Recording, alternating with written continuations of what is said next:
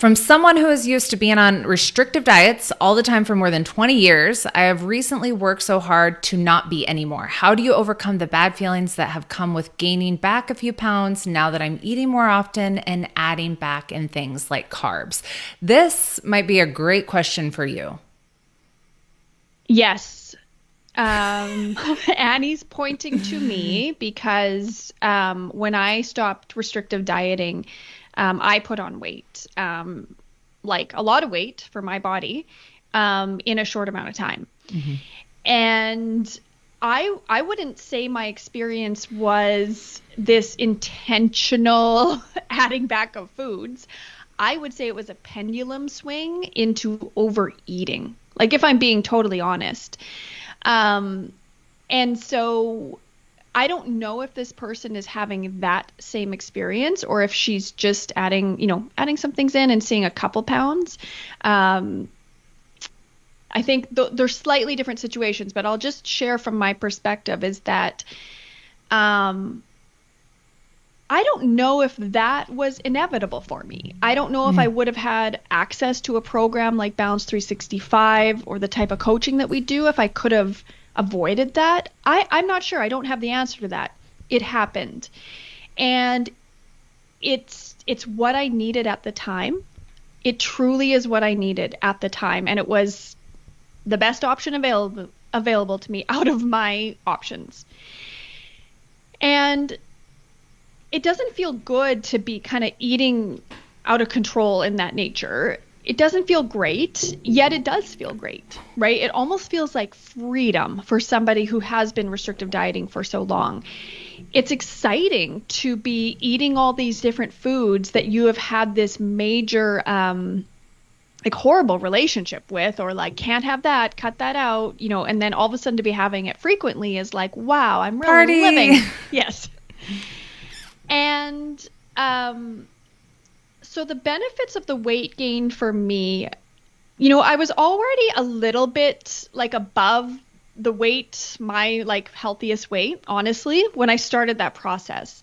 So then I put on, more weight, which then took me to the heaviest non-pregnant weight I had ever been.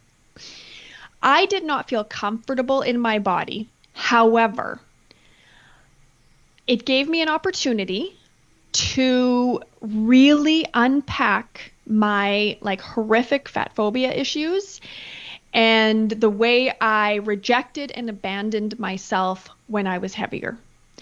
So it gave me the opportunity to fully learn how to love, care for, and respect my body at its heaviest.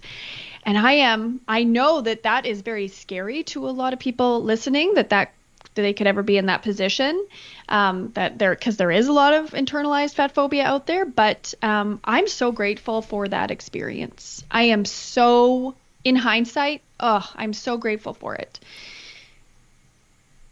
Now, when I was at my heaviest and, loving on that heavy body but also feeling uncomfortable in it, my thoughts started changing. So one thing that started happening is that I realized from eating all these foods, they stopped having a hold on me. And one day I realized, oh my God, I could wake up tomorrow and have ice cream for breakfast. Like there really are no rules here. And that's kind of the day I stopped sort of craving ice cream. And that started this whole journey to going, like now I have ice cream I have to throw out because it's freezer burnt. Like I just don't think of ice cream anymore. And I used to think about it. Like I used to think about it constantly. It was like never not on my mind. And we all have foods like that, or restrictive dieters do. And that's when I started thinking that I could start changing my habits and have less of these foods that I had been so obsessed with and shift more to a balanced diet, think more about eating more nutritiously without it feeling triggering. Because prior to that point, it was just sort of this like, no, it felt like rules. It felt like these, like I was opting into body ideals. Like I just had this real rebellious kind of story around what changing my nutrition was. But that story just kind of started dissolving. And I started realizing I felt ready, willing, and able to change my habits in a way that could steer me towards what we call healthy weight loss. And being able to live in a body I felt comfortable in, while feeling like I was doing that from a place of self-care, and that I was driving that ship. Not body standards out here, not fat phobia, but truly from a place of wanting to care for myself and give myself what I deserve. Yeah. Yeah.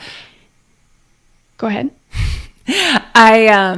What I wanted to say is that, excuse me, I think when you're in this shift of, I was over here with restrictive dieting and I'm moving towards more balanced, moderation, all foods are acceptable. What can be common is to feel that shame with weight gain or panic or a sense of like out of control and want to pull that back to restriction. Because it can be really uncomfortable, right? And I liken it to like you throw a rock in a pond, it creates these ripples. And instead of just letting the water calm on its own, we go back in and we fish for that rock. Like, oh no, I need to, and in doing so, we create so much more chaos and rocky territory, right? But as Jen's saying is, if you continue on with this work, it will settle in the middle to feeling calm and peaceful and in control and neutral, hopefully, about your food and your weight. Our members having the most success in their behavior change journeys and their weight loss journeys, they feel that peacefulness as they are making the changes. The reason they feel that peacefulness is because they are no longer having an emotional overreaction to their weight and the way that they eat. Everything it's quite a neutral, this is a science experiment. We're going to try some things out here. Yeah. And they're continually unpacking. So the mindset issues that come up, they are now identified as mindset issues. They're not identified as the truth. Yeah. Had I had access to that type of coaching, I might have been able to unpack a little quicker that rebellious woman inside of me that was not changing her nutrition because I had so many feelings about that. I may have been able to unpack that a little quicker. That's not the truth. Changing your nutrition is not dieting. That's not restrictive dieting. That's just changing your nutrition. I had a lot of drama around it.